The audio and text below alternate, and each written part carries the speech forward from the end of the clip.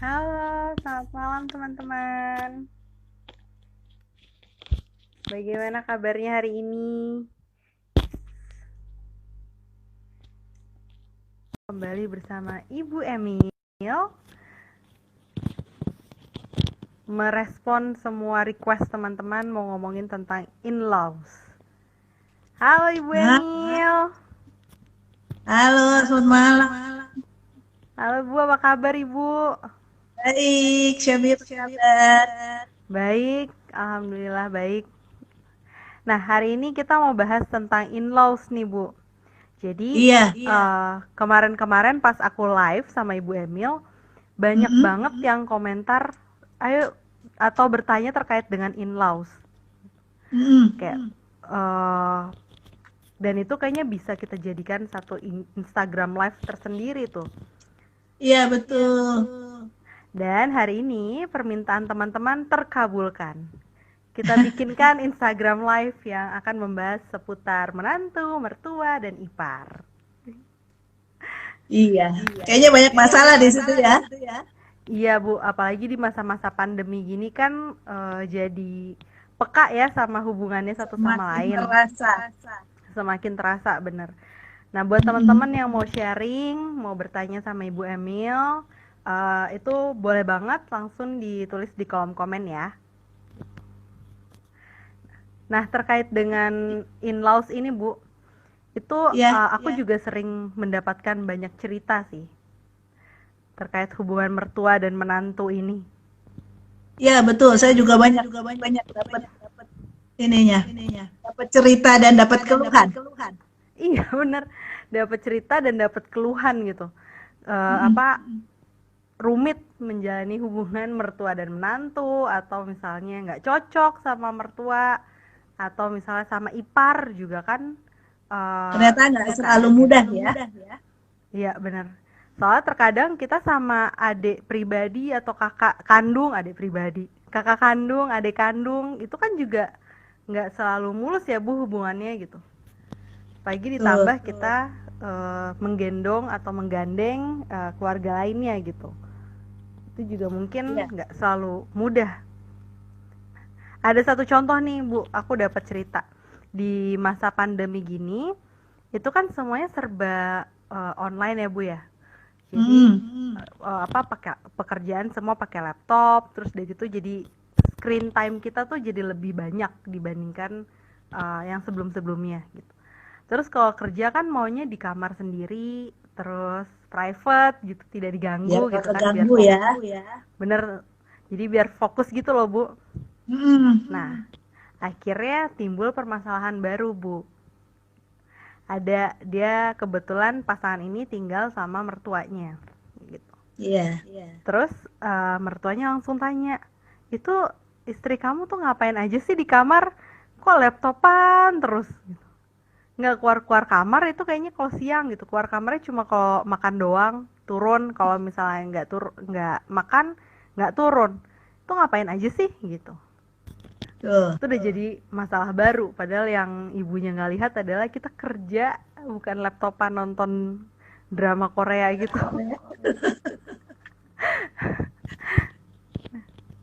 Yang Itu kayak gitu. itu karena COVID ya. Iya, Kalau itu saya karena dapat keluhan mertua nih yang ngeluh, oke. punya menantu eh, nggak kerja sih, tapi emang drakoran sih. Jadi mereka rumahnya si menantu di atas, rumah serumah, tapi kamarnya anak dan menantu ini kebetulan anak tunggal dan Mm-mm. ibunya juga sudah sendirian. Jadi hitung-hitung kesempitan sih sebetulnya. Terus jadi dia kalau ngobrol seringkali telepon tuh bisa lama gitu. Dia bilang kalau anaknya laki kan, si menantu perempuan, bangun udah siang. Kalau udah siang gitu nggak langsung turun. Ini kan kalau Syabil masih mending ya, makan turun Iya, ya. Ini turun ke enggak. bawah. Kalau ini enggak. Bangun siang, nonton dulu, drakoran dulu, drama Korea dulu, atau sinetron atau apa aja. Terus turun-turun bisa sore. Kadang-kadang nggak turun-turun, makan dibawa ke atas. Ya mereka memang punya apa? punya meja makan lah di atas. Jadi tetap aja sih ibunya ini sendirian. Makanya dia kalau ngobrol kemana-mana, telepon lama banget ya, kesepian sih. Tadinya dia bersebelahan dengan adiknya. Kebetulan adiknya belum lama meninggal. Jadi semakin makin dia merasa kesepian karena sekarang kalau dulu adiknya punya cucu ya. Hmm. Jadi sering sibuk sama cucu tapi bisa ngobrol lah sama dia. Setelah adiknya meninggal dia belum punya cucu nih. Hmm. Dia banyak sendirian sekarang. Nah, Jadi yang merasa begini juga kesepiannya dan kehilangannya kerasa banget ya kesepian. jadinya. Jadi punya anak dan menantu walaupun serumah jarang ngobrol. Iya, benar. Oh, Bu Jadi Emil suaranya agak eko katanya. Sekarang udah jelas iya belum ya, ya teman-teman? ya. Ya, Diana ya, udah minta tips tuh. Minta tips dong buat ngadepin in-laws yang keluarga besar. Boleh, nanti akan di-sharing juga ya Bu ya tips-tipsnya. Iya. Gitu. Terus Oke. kita lanjut aja Kita ya, bisa, Bu ya. Iya. Masih Jadi tadi gemas sih di saya juga. Tapi katanya lanjut aja, nggak apa-apa. iya, soalnya masih cukup jelas sih Bu. Maksudnya gemanya nggak Iya. mengganggu, nggak terlalu mengganggu. Cuman dia kayak ada suara di belakangnya ya.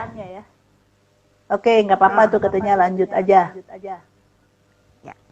Lanjut tadi kita udah cerita sampai yang temennya Bu Emil anaknya itu turun cuma di sore hari gitu, padahal Iya, jaraknya cuma satu rumah beda atas lantai dan bawah. aja. Iya.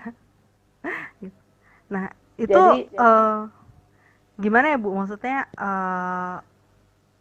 nah ini kan kalau menurut saya sayang ya. Sebetulnya mungkin dua-duanya butuh. Barangkali tapi dunianya nggak sama sih. Si menantu lebih terbiasa menyendiri, nggak banyak ngomong juga, kata si mertua. Tapi dia hidup di dunianya sendiri, jadi masing-masing. Padahal kalau mereka bisa ngobrol bareng, nggak selalu sih, ya. Tapi dalam banyak kesempatan, sebetulnya sama-sama jadi dapat teman. Mungkin nantinya bisa jalan bareng kalau udah nggak COVID ya. Bisa masak bareng yang sebetulnya akan lebih nyaman juga. Walaupun masing-masing memang perlu me time ya. Tapi kan nggak perlu tiap hari kali ya. Iya. Paling nggak bisa mengatur waktu kali ya Bu gitu. Siapa Iya. tahu kan di beberapa keluarga ada yang membiasakan makan siang maunya bareng atau makan pagi sebelum pada berangkat maunya bareng gitu. Maunya bareng. Jadi atau malam juga. Iya, tapi memang ada orang yang tidak terbiasa seperti itu. Ini tergantung lagi budaya keluarga. Dari mana dia berasal ya. Nah, buat si menantu tadi, kalau yang saya kenal tadi, mungkin saya kebetulan belum sempat ngobrol sama si menantu, tapi ngobrolnya sama mertuanya. Oh. Nah, ya, jadi yang berkeluh kesah mertuanya. Saya belum sempat ngobrol sama si menantu. Nah, mungkin buat menantu dia rasanya lebih enak tiap hari punya me time. Nggak banyak ngurusin mertua, nggak banyak bersinggungan. Ya sudah, itu yang dia pilih. Tapi sebetulnya menurut saya akan jadi sayang ya. Karena mereka serumah, masing-masing kok jadi seperti sendiri-sendiri. Barangkali ini yang disebut ada perasaan kayak canggung gitu sama itu kan bukan ibu kita sendiri gitu kan. Maksudnya ada perasaan canggung lah untuk memulai duluan gitu. Iya sih. Tapi kalau tidak pernah dimulai, kan juga akan tetap canggung sampai nanti-nanti juga. Sebetulnya kan kalau mereka bisa ngobrol bareng, ada banyak hal positif yang mereka bisa lakukan bersama. Buat kesehatan mental bersama-sama juga sih sebetulnya. Karena anaknya si ibu tadi, ini baru satu contoh ya, masih banyak contoh Sabi. Anaknya si ibu tadi Kan pulangnya udah sore atau malam. Dia sendirian. Mertua sendirian di bawah. Coba bisa ngobrol. Ya. Kan enak banget gitu sebetulnya. Walaupun katanya si menantu memang anaknya pendiam. Dan mungkin tadi yang Syabi bilang canggung ya. Takut ada gesekan mungkin dengan mertua. Tapi kalau kita nggak kenal, ya nggak sayang, kita nggak tahu kebutuhannya. Yang pasti si mertua nggak berani naik ke kamar anaknya. Dia takut ngeganggu. Karena dia tahu anaknya, si menantu ini bangun siang, santai-santai, nanti mandinya juga kapan tahu. Habis nonton sekian seri, ya nyapanya basa-basi aja. Jadi nggak kerasa banget ya Bu ya, maksudnya ada orangnya, tapi berasa di kos-kosan banget gitu, nggak ada orang. Iya, mungkin dulunya juga dia di kos-kosan sih, tapi setelah menikah sebetulnya kan dia dapat keluarga baru. Nah ini kan beda kebiasaan saja. Kita tahu apalagi di timur, ketika kita menikah dengan seseorang berarti kita dapatnya satu paket tuh. Kalau bunga udah satu rangkaian bunga, nggak bisa pilih-pilih ya. Ada ibu mertua, ada bapak mertua, ada ipar-ipar. Dan keluarga besar, Tante. Keluarga besar. Tadi Diana tuh yang udah tanya ya, keluarga besar ya. Saya juga punya ipar banyak. Suami saya bersepuluh. Salah satu tadi muncul tuh, Feni. Ya, ada hadir juga. Hai Fen. 10 bersaudara.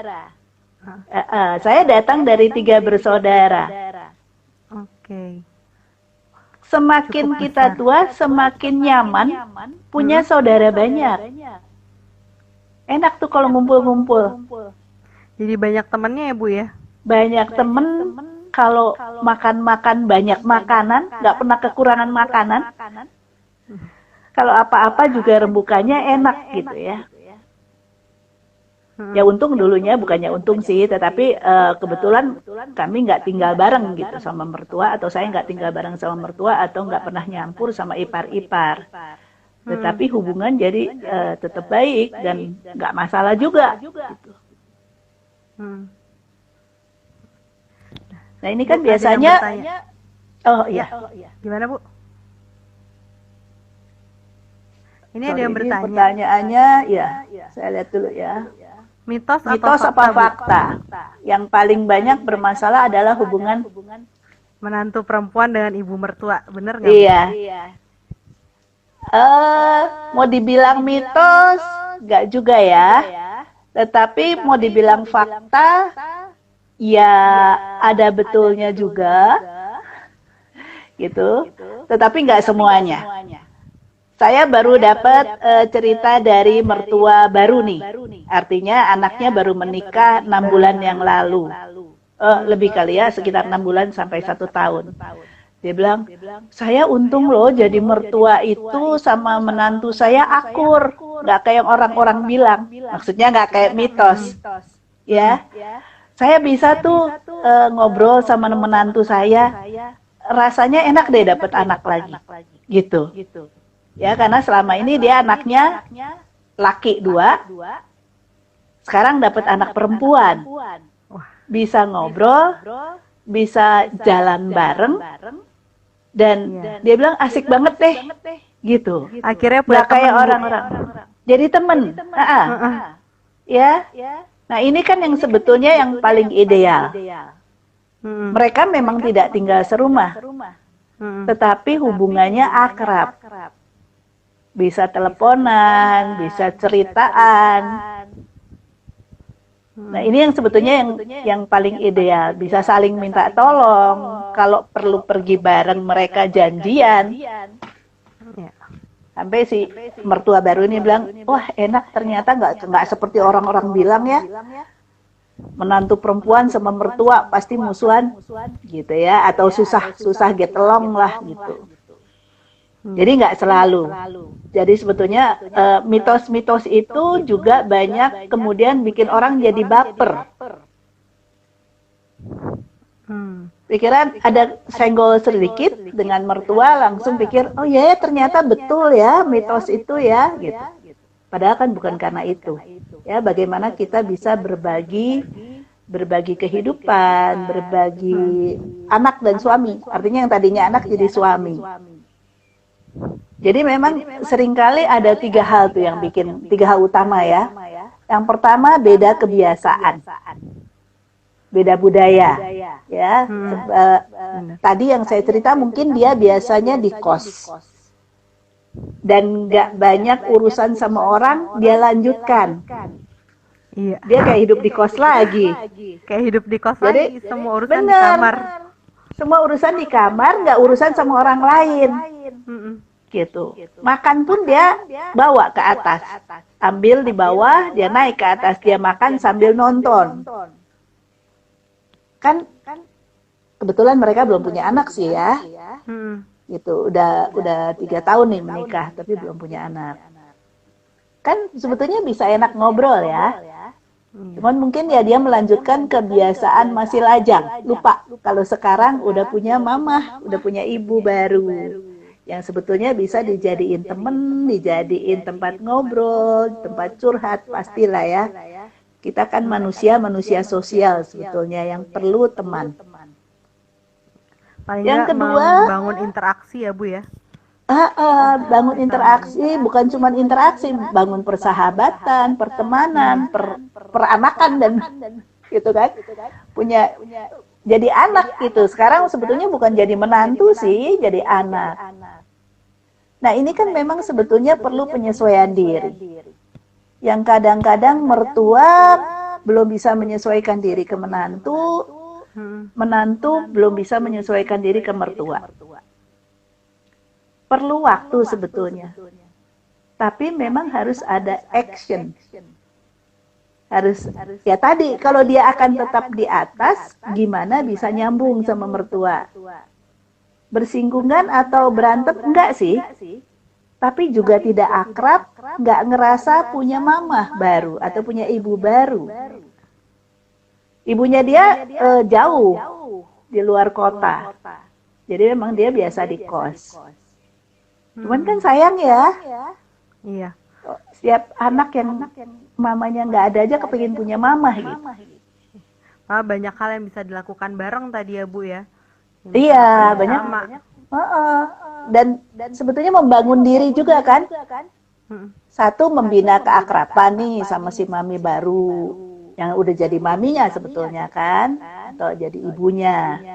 Yang kedua, mereka bisa kalau serumah masak bareng lah, jalan bareng lah gitu kan. Kan asik ya sebetulnya ya. Ya, sebenarnya akhirnya banyak hal yang bisa dilakukan bersama-sama dibandingkan sendirian dan di kamar sendiri gitu, jadi terbatas untuk dia berkegiatan. Betul.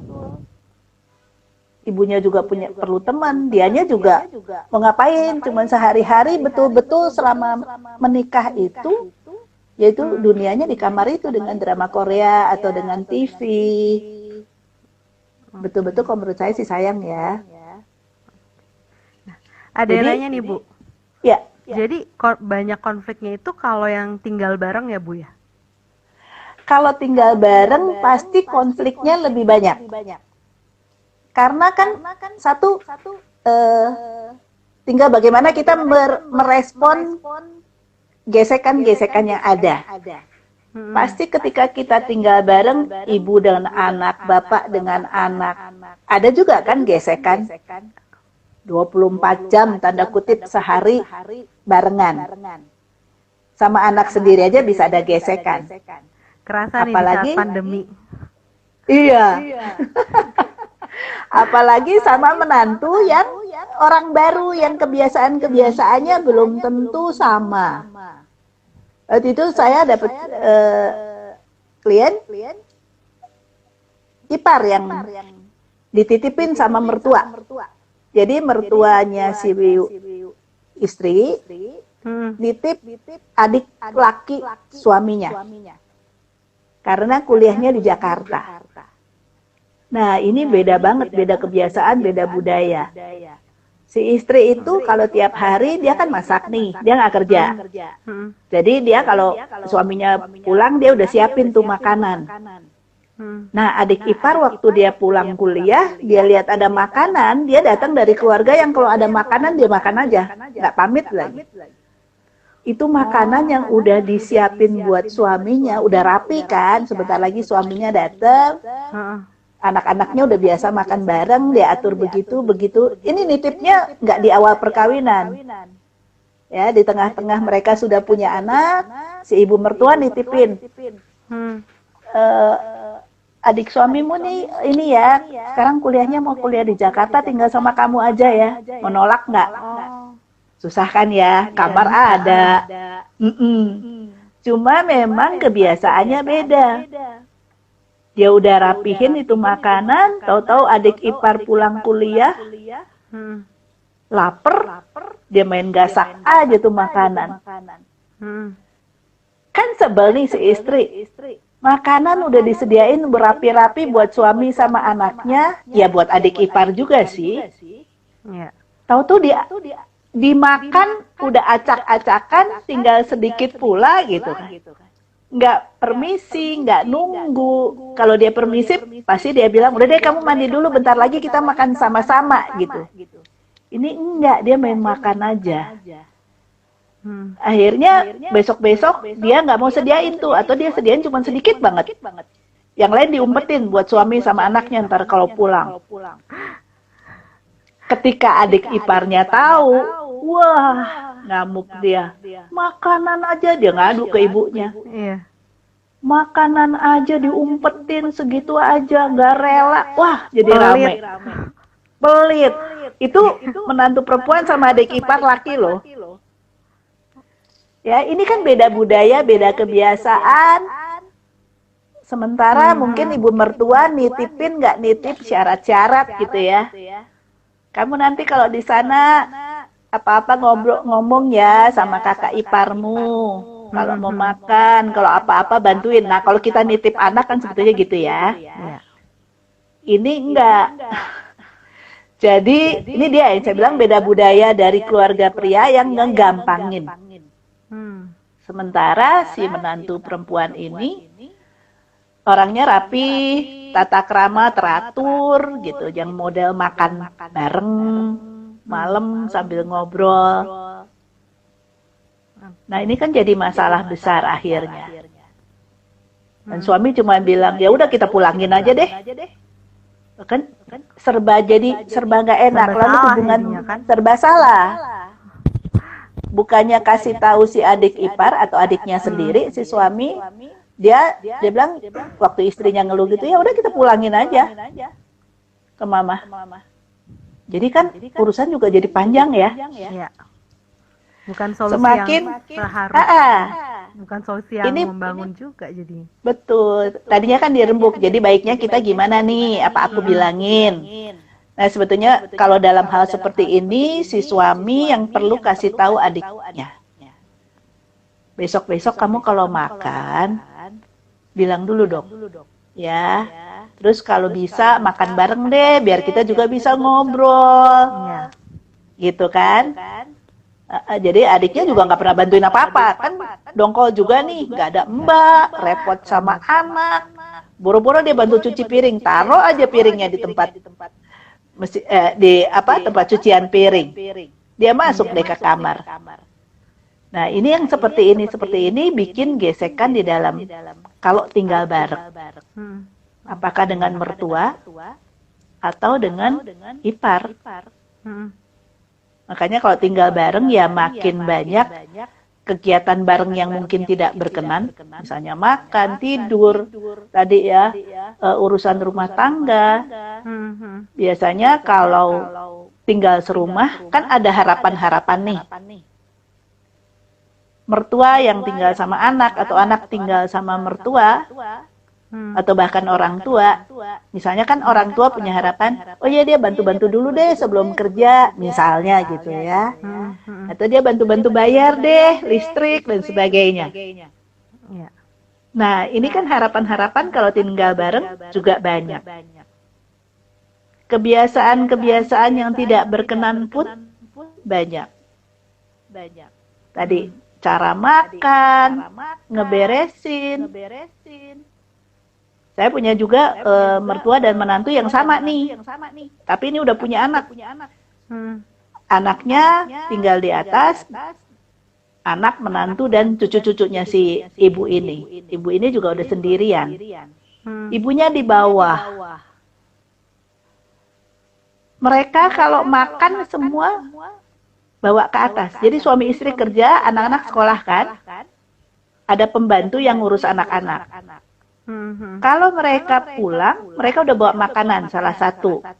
Baik si anak atau si menantu. Ibunya nggak ditawarin loh. Kesian ya. Sedih.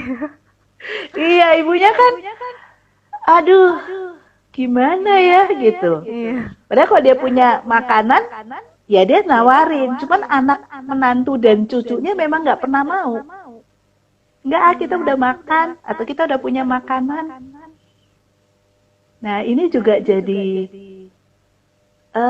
singgungan yang menyakitkan ya.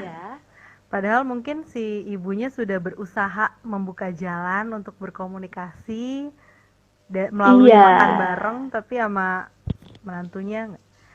Ini kita sudah sekali mendapatkan lagi, beberapa pertanyaan. Masalah nih. Yuk, kita jawab pertanyaan dulu ya. Kita jawab pertanyaan dulu ya Bu ya. Maaf Bu, kepotong. Nggak apa-apa. Nih dari Mbak Eva Pinem. Bu, bagus nih Bu dapat feedback dari sudut pandang ibu sebagai mertua. Bagaimana sudut pandang dari menantunya? Iya. Dari menantunya, saya juga bicara nih, ada yang mertua dan menantu ya. Menantu juga merasa gini, aduh serba salah ya sama mama nih, katanya gitu. Ini COVID, udah dibilang mama nggak boleh pergi-pergi, dia masih belanja sayur. Ini kebetulan anaknya nih, apik banget, si mama dipelihara dengan baik, tetapi sangat rasional banget. Mamanya itu nggak diajak ngobrol juga nih yang modelnya begitu. Tapi disediakan dengan segala fasilitas deh. Pokoknya si menantu masak, ibunya dikasih, udah. Tapi ibunya nggak boleh kemana-mana. Gitu. Tapi nggak diajak ngobrol. Kan kasihan juga ya. Jadi dari sisi si menantu bilang, nggak apa-apa kok. Kalau mama mau masak juga nggak apa-apa. Tapi saya juga tiap hari masak, ngapain double-double? Gitu. Jadi dari menantu pun sebetulnya punya alasan-alasan yang baik. Cuman mungkin karena mereka jarang berkomunikasi, masing-masing pemikirannya sendiri, masing-masing dengan pandangannya sendiri. Buat si anak, pokoknya ibunya aman secara fisik. Ini terutama waktu sekarang nih ya, karena tadinya ibunya sekalipun sudah 70-an masih kerja. Gitu. Nah, ini kan baik, si menantu baik, tetapi belum tentu berkenan buat ibunya. Dia bilang boleh masak, tapi dia bilang ngapain masak? Mama aku udah masakin kok, nggak usah masak deh. Gitu. Ya, padahal mamanya kan memang kadang-kadang kepengen ngoseng lah, makanan yang dia kepengen. Nggak selalu yang anaknya masak, dia juga oke. Kadang-kadang kan gitu ya, kepengen deh ngoseng kangkung, nggak susah sih. Kepengen deh nasi goreng. Anaknya juga baik sih. Ngapain sih mama capek-capek, aku udah masakin kok. Di sini kan tidak ada kebebasan ya buat ibunya. Walaupun baik maksudnya, ibunya biar nggak capek, ibunya terjamin. Mungkin juga jadi nggak berantakan terus rumahnya, karena dia masak sekalian buat nanti anak-anak dan suaminya kalau pulang. Jadi memang dua-duanya punya sudut pandang yang kita bilang benar. Jadi kalau ada gesekan mertua menantu belum tentu salah satu salah. Cuma perlu dikomunikasikan. Kan yang dia nggak tanya, mama pengen makan apa? Atau mama lagi pengen masak nggak? Gitu ya. Iya. Jadi kan dia sebetulnya juga bisa lebih ringan ketika mamanya pengen masak. Ya udah mama deh besok yang masak. Aku yang ikutan mama misalnya gitu. Ya. Jadi sebetulnya ketika komunikasi itu baik, mertua menantu, lalu tidak berprasangka buruk, lebih enak. Oke, masih ada pertanyaan lagi dulu? Tadi terjawab nggak? Tadi Mbak Eva mungkin boleh di komen apakah sudah terjawab.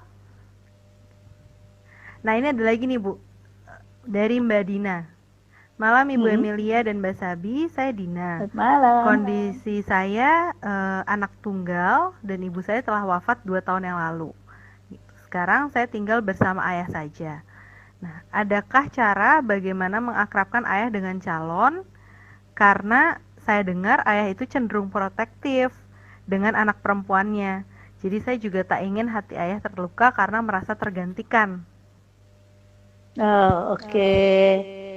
Nah, ini kan si calon sering datang ya ke rumah ya pastinya ya. Ajak ngobrol si ayah. Mungkin bukan cuma ngobrol, kalau dia suka main catur, ya main catur.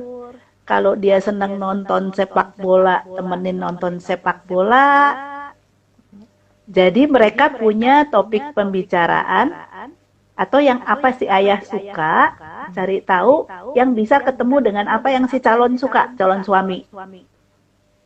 Nah mulai deh, tinggalin tuh mereka berdua, biar nonton bola bareng, main catur bareng kali ya, atau main remi bareng, apa yang mereka bisa obrolin berdua. Jadi supaya mereka bisa akrab. Kalau nggak COVID ya udah nonton bareng kali keluar.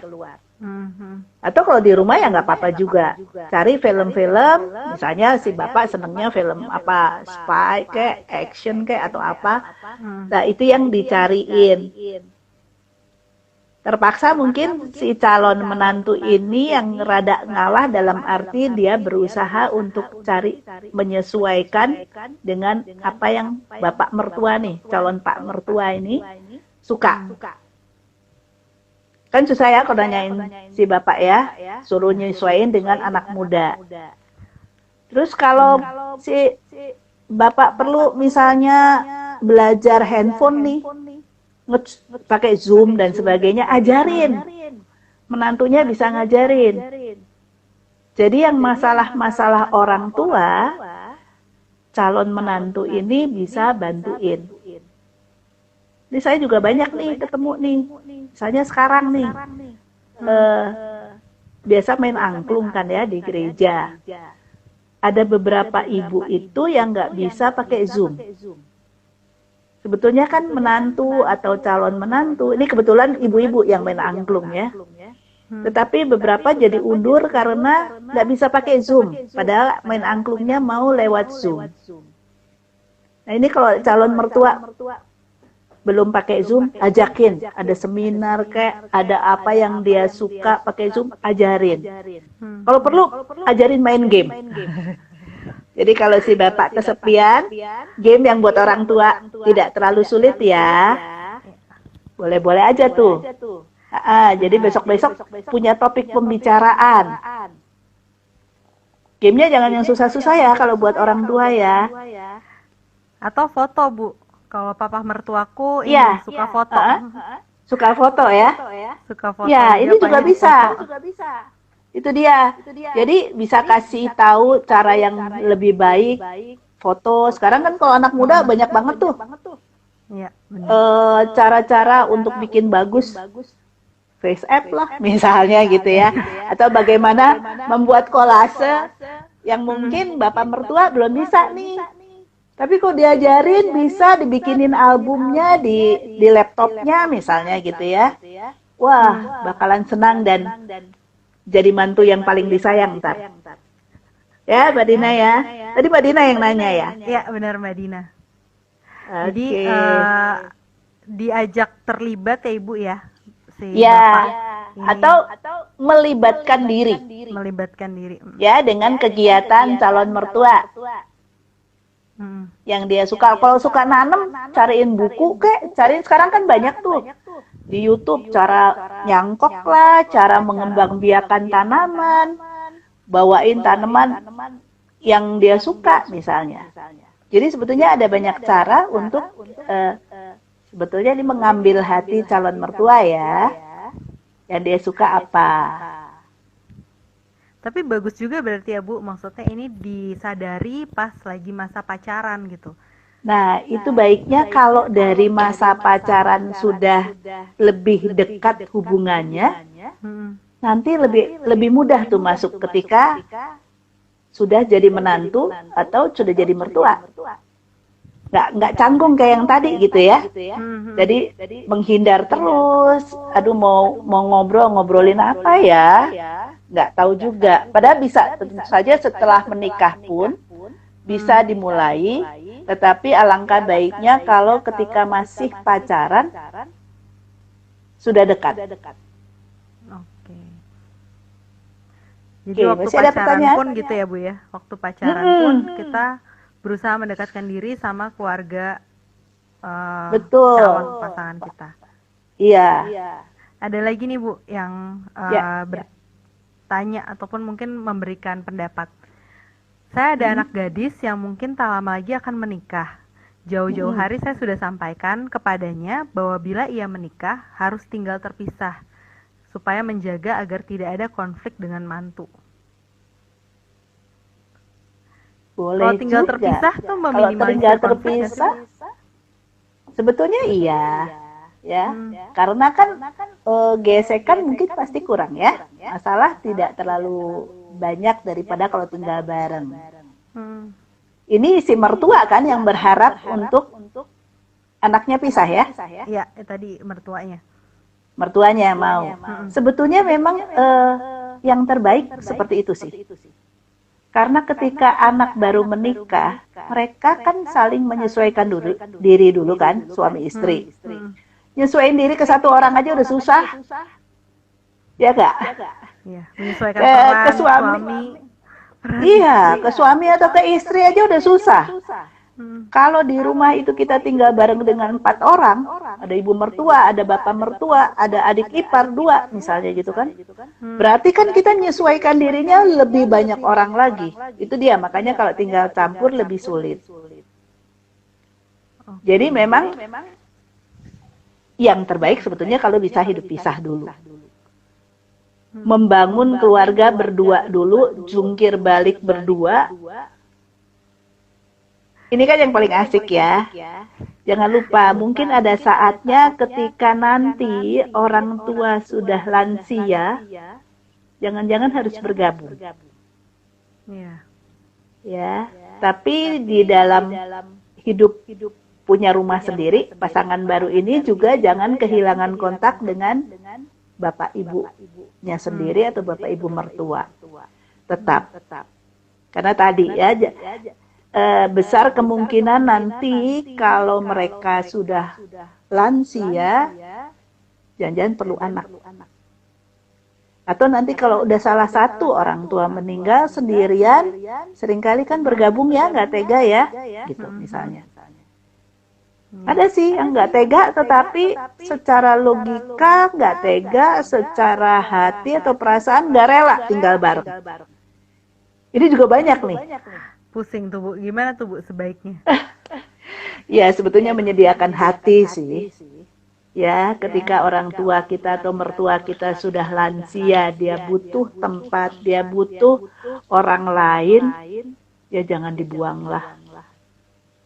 Kecuali dia sendiri misalnya mau masuk rumah jompo, atau keadaan sangat tidak memungkinkan untuk dirawat di rumah, misalnya atau hidup bersama-sama, rumah terlalu amat sangat kecil misalnya gitu ya, sehingga kalau ada mertua lagi atau bahkan orang tua tinggal bareng nggak muat, mau beli rumah belum bisa. Nah, ini tentu ada beberapa cara yang menjadi pilihan ya. Salah satunya adalah rumah jompo. Rumah lansia, jangan rumah jompo ya kayaknya dengernya. Karena sekarang banyak sekali, nggak banyak sekali sih, tetapi cukup banyak pilihan rumah lansia yang nyaman. Di mana para lansia itu malah senang tinggal di situ, karena jadi banyak teman, banyak kegiatan yang disesuaikan dengan usia lansia, dan banyak yang malah jadi nggak kepengen pulang ke anaknya, gitu ya. Karena dia bilang tinggal sama anak aku kesepian juga, anak-anak cucu-cucu sekolah, mantu sama anak kerja, aku sendirian juga. Nah, kalau di rumah lansia itu banyak teman, banyak kegiatan. Ini salah satu ininya sih ya, solusi yang belum tentu jelek. Yang orang timur biasanya pikir nggak baik, tetapi belum tentu nggak baik. Ya. Karena kalau dilihat dari segi kesehatan pun paling nggak kan orang-orang yang sudah lansia membutuhkan pengawasan ya Bu ya. Iya. Pengawasan dari segi kesehatannya. Karena kan mungkin banyak kasus ya misalnya takut jatuh di kamar mandi yang kayak gitu-gitu kan perlu juga dipikirkan ya Bu ya. Betul. Dan mungkin kan kalau anggota keluarga tadi tidak mungkin untuk merawat dengan baik dan pilihannya adalah di rumah lansia lebih baik, ya kenapa enggak juga. Tentu saja dengan persetujuan orang tuanya ya, bukan dibuang. Ya, jangan. Gitu. Kalau dibuang jangan. Karena aku juga waktu itu pernah ketemu sama kakek-kakek di rumah lansia yang tiba-tiba dia dibilangnya mau diajak jalan-jalan, tahu-tahu pulangnya nggak ke rumah mereka, pulangnya ke rumah lansia. Nah itu kan sedih banget ya. Iya, aku langsung nggak tega. Betul-betul itu sedih banget gitu kalau kayak gitu. Ya. Tapi sebetulnya kan kalau diajak baik-baik nih loh di rumah lansia kayak gini. Nanti kalau senengnya apa? Kalau papa atau mama kangen atau bapak ibu kangen, boleh loh kita jemput. Lagi pengen dijemput ya gitu kan. Mungkin weekend bisa barengan. Misalnya seperti itu kan sama-sama enak di dua pihak, baik anak, menantu maupun orang tua atau mertua. Oke. Baik. Jadi kita perlu jawab. Waktu 15 menit lagi nih waktu kita Bu. Kayaknya udah lagi nggak ada yang bertanya. Mau kita lanjutin ya tadi ya. Kita lanjutkan aja. Tadi kan masalah aja tuh yang kita bicarakan ya. Omongin ya. Nah, sekarang sebetulnya di judul kan strategi berdamai menantu, mertua dan ipar. Iya. Ya. Pertama tentu tadi saling paham dunianya anak menantu dengan mertua atau orang tua ini beda. Tadi yang seperti Sabi kasih contoh. Sekarang modelnya WFH. Pada di kamar masing-masing, serumah tapi mungkin kalau siang nggak nyapa. Nah tentu saja perlu malam hari atau disediakan waktu untuk bisa ngobrol lah. Ya, supaya saling kenal, saling tahu, saling merasa bahwa ada perhatian satu sama lain. Mungkin yang sibuk anak dan menantu kan. Orang tua juga bukannya nggak sibuk sih kan. Bisa juga dia yang masakin, dia yang bantuin liatin anaknya misalnya. Dia yang beresin rumah, nggak apa-apa juga. Sejauh orang tua masih kuat tentu saja. Atau mertua masih kuat. Tapi dilakukannya tentu saja dengan sukarela ya, bukan bersungut-sungut baik dari mertua maupun dari anak-anak. Anak menantu nih. Ya, jadi memang beda zaman kan ya.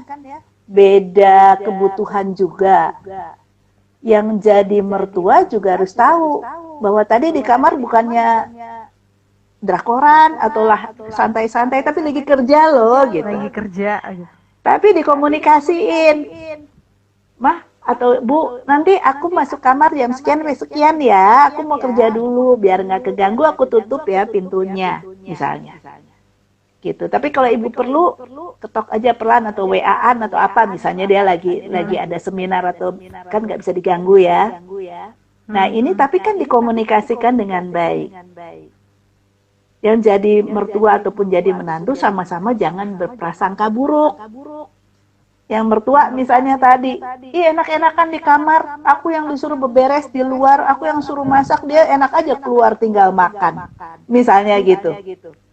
Ya, aku gak dihargain, aku cuma dianggap pembantu. Nah ini kan juga jadi masalah nih kalau pemikirannya seperti itu. Ya udah anak-anak lagi kerja, saya sempatnya ngapain? Kalau saya sempatnya masak, ya saya masak aja nggak apa-apa. Buat seneng-seneng nanti makan bareng gitu. Kalau saya sempatnya ngeberesin rumah, misalnya yang mertua begitu, ya nggak apa-apa juga, jangan anggap, aduh ya mentang-mentang saya udah tua, dia yang ngongkosin, dikasih saya yang jadi pembantu nih kali ini. Ya nggak seperti itu yang jadi mertua ya. Jadi masing-masing sesuai dengan kapasitasnya, dengan kebutuhannya, dengan kemampuannya membangun keluarga bersama. Apalagi kok lagi COVID gini kan, semua di rumah, benturan pasti ada, belum berebut tuh. Berebut kamar kosong supaya masing-masing bisa kerja yang ini kan. Kalau rumahnya luas, kamarnya banyak nggak masalah. Kalau kamarnya cuma satu atau kamarnya cuma dua, kan perlu gantian. Nah ini juga sekali lagi perlu komunikasi. Jadi belajar peka, menantu peka terhadap kebutuhan mertua atau orang tua. Orang tua juga peka terhadap kebutuhan menantu dan anak. Jangan berprasangka buruk dulu. Ya, masing-masing tidak berprasangka buruk. Jadi belajar peka, jangan baperan. Gitu. Ya. Si mertua ketika punya menantu mesti berpikir bahwa dia bukannya kehilangan anak. Kan banyak ya mertua bilang gitu ya. Ya, aku capek-capek ngegedein anak, anakku hilang sekarang. Diambil sama istrinya atau diambil sama suaminya ketika mereka pindah keluar. Keluar dari rumah kan? Biasa kan orang tua banyak yang ngerasa gini, aduh capek-capek ngegedein anak, sekarang anakku yang menikmati kerjaannya, gajinya, istrinya atau suaminya. Diambil orang. Kan gak gitu ya? Diambil orang. Diambil orang. Kehilangan anak katanya gitu. Padahal ketika punya menantu sebetulnya bukan kehilangan anak, nambah anak. Ya kan? Enak kan? Nggak usah ngegedein. Dapat anak udah gede. Udah beres lagi sekolahnya dan sebagainya. Misalnya gitu ya. Jadi dibalik bukan kehilangan anak, bukan anak saya diambil orang, tapi saya nambah anak. Nambah keluarga juga gitu kan? Yang kedua, ini kalau dari mertua ya. Kalau anak sudah menikah, jangan dilepasin deh. Jangan suruh bolak-balik urusan ibunya atau apalagi kalau orang tua masih kuat nih. Yang mesti ngurusin dia gitu. Saya dulu punya kenalan, tiap malam minggu, jadi Sabtu itu semua anak menantu harus ngumpul di rumah orang tua yang laki. Mau kondangan pamit. Jadi kalau ada undangan boleh, kalau mertua izinin. Kalau enggak bisa tuh. Weekend satu keluarga batik sendiri. Ibu anak dan cucu-cucu misalnya ya. Kan kadang-kadang gini, suami istri kerja. Selama weekdays mereka udah kerja semua, anak-anak sekolah. Pengennya kalau Sabtu Minggu di rumah barengan atau jalan bareng mereka aja gitu. Tapi si ibu mertua dan bapak mertua ini mengharuskan semua anak ngumpul kalau hari Sabtu. Lama-lama yang jadi anak sama jadi menantu kesel juga. Kapan sih kita bisa? Cucunya juga marah lama-lama. Kita mau nonton gak bisa. Oma opa diajakin gak mau katanya. Suruh di rumah oma opa atau di rumah kakek neneknya.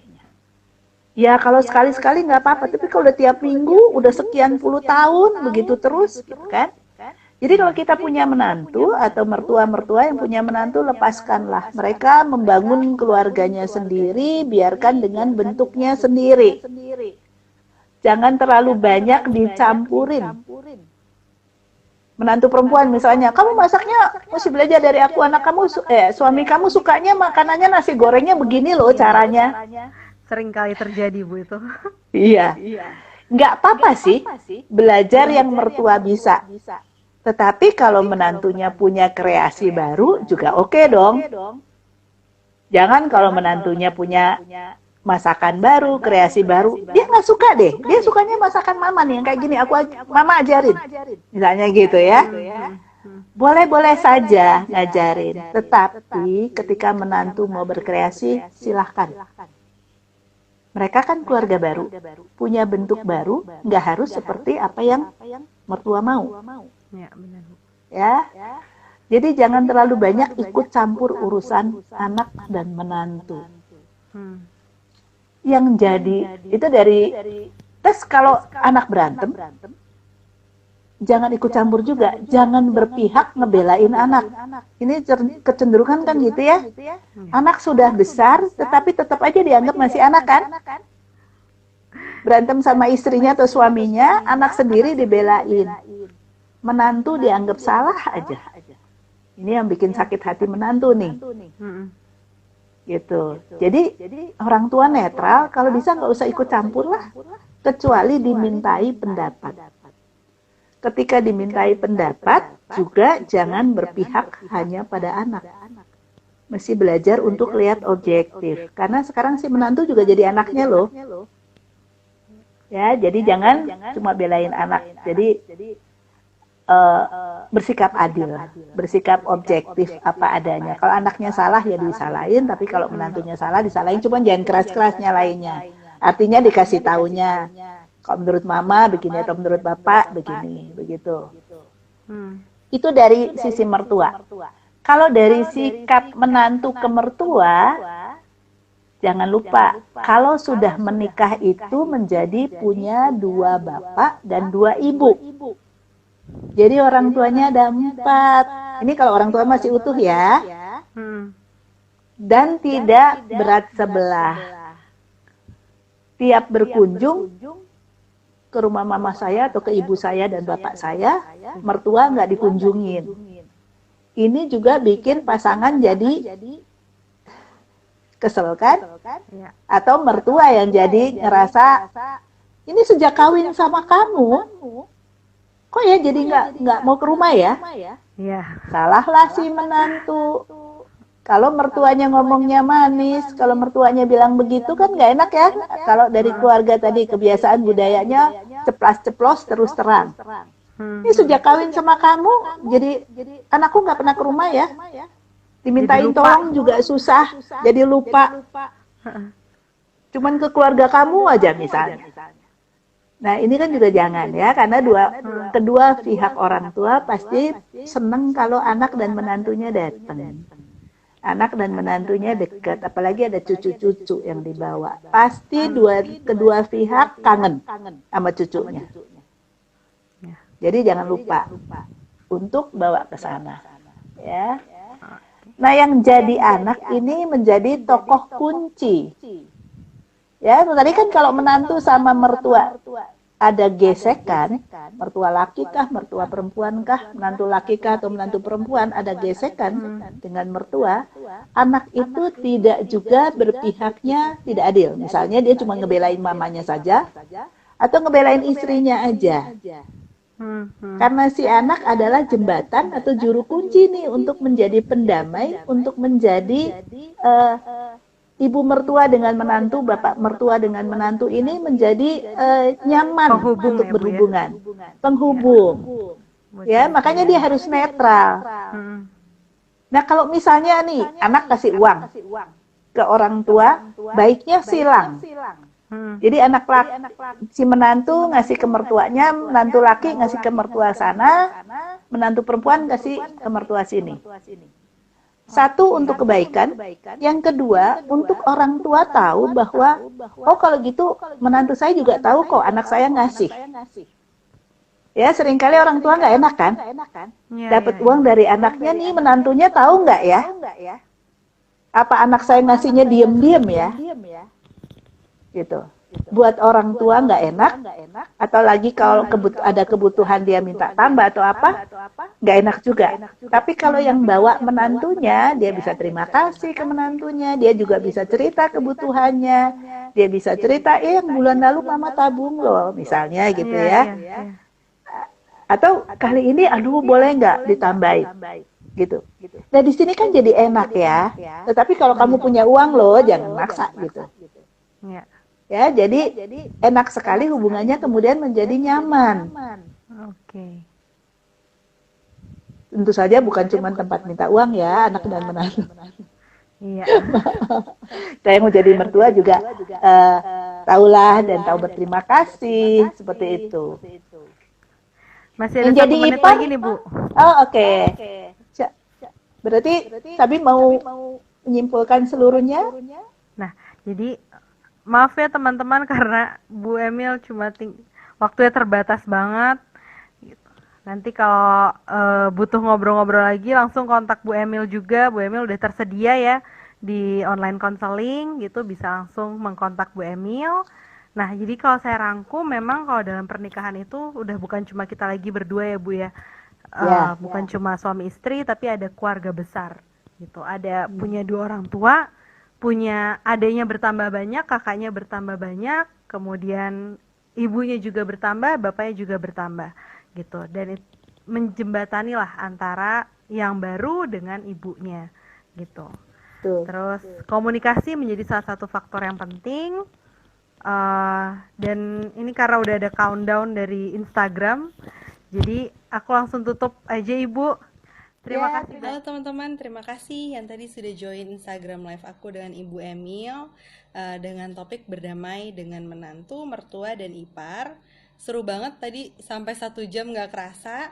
Semoga topiknya bermanfaat, dan buat teman-teman yang merasa masih pengen banyak cerita sama Ibu Emil, langsung booking aja di FEM. Ibu Emil membuka konsultasi via online di FEM. Kemudian buat teman-teman yang mau menikah terus langsung jadi takut menikah, takut nih gimana nanti konflik nggak ya sama mertua, sama menantu, atau sama suami sendiri gitu. Nah, di FEM juga sekarang ada kelas nih, kelas untuk teman-teman mempersiapkan pernikahan. Dan coba ngecek, jadi kelasnya itu tentang kesiapan kalian untuk menikah, apakah dia sosok yang tepat, atau bagaimana cara mengetahui dia sosok yang tepat atau bukan untuk kalian menikah. Nah, kalian cuma bayar 150.000, sudah mendapatkan materi, terus mendapatkan diskusi langsung dengan psikolog, dan voucher 50.000 untuk konseling online. So, tunggu apa lagi?